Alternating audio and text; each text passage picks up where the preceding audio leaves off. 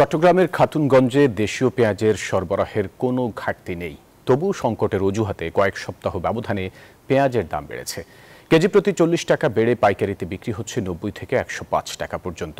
আর খুচরাতে 110 থেকে 120 টাকা কেজিতে পেঁয়াজ বিক্রি করায় দিশেহারা ক্রেতারা। দ্রুত পেঁয়াজ আমদানির দাবি খাতুনগঞ্জের ব্যবসায়ীদের। বেড়েছে রসুন ও আদার দাম, তবে কমেছে ডিমের দাম। রতন দাসের ছবিতে চট্টগ্রাম থেকে নয়ন বড়ুয়া জয়ের রিপোর্টে বিস্তারিত।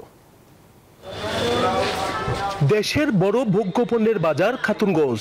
সেখানে গিয়ে দেখা যায় দেশীয় পেঁয়াজে দখল রেখেছে বাজার। ছোট সাইজ থেকে শুরু করে বড় সাইজের পেঁয়াজও রয়েছে খাতুনগঞ্জের বাজারে। তবু সংকটের অজুহাত ব্যবসায়ীদের, কারণ দেশীয় পেঁয়াজের উপর নির্ভর হতে গিয়ে পেঁয়াজ চলে গেছে সিন্ডিকেটের হাতে। 90 থেকে 105 টাকায় বিক্রি হচ্ছে 1 কেজি পেঁয়াজ, তাও আবার পাইকারিতে। সাইজ বড় হলে দাম আরো বেশি। বর্তমানে বাজারে এক্সট্রিম মশার কয়েল প্ল্যান্ট ফাইবার দিয়ে তৈরি, তাই সহজে ভাঙে না, সুগন্ধিযুক্ত ও নিরবিচ্ছিন্নভাবে জ্বলে। ডেঙ্গু, চিকুনগুনিয়া বাহি সহ যে কোনো মশার বিরুদ্ধে দেয় এক্সট্রিম সুরক্ষা। স্থিরতা বিরাজ করতেছে।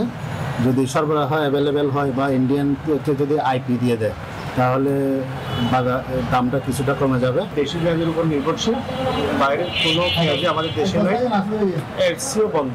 এইদিকে পেঁয়াজের পাশাপাশি বেড়েছে আদা ও রসুনের দাম। চায়না রসুন তো আপনার 140 টাকা, বাজার একটু বাড়তেই মাল আসতেছে না, তো ইন্ডিয়া চলে গেলে দাম কমে যাবে।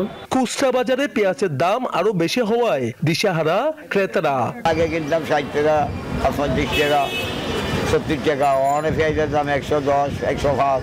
আগে নিতাম 1 কেজি, এখন নিচ্ছে 250 গ্রাম, এক পবা নিচ্ছে আর কি। এখন দাফা বাড়তে এখন 120 টাকা চলে গেছে, তাহলে আমরা কি করে কেনাকাটা করব? তবে পেঁয়াজের বাজার নিয়ন্ত্রণে দ্রুত আমদানির সুযোগ চান খাতুনগঞ্জের আমদানিকারকরা। যারা ব্যবসায়ী কর্মকর্তা আছে, সরকারি কর্মকর্তা আছে, তাদেরকে বাণিজ্য মন্ত্রণালয়ে অনুমোদিত হবে যে জরুরিভাবে অনুমোদন দেওয়ার জন্য ইন্ডিয়ার থেকে পেঁয়াজটা আনার জন্য।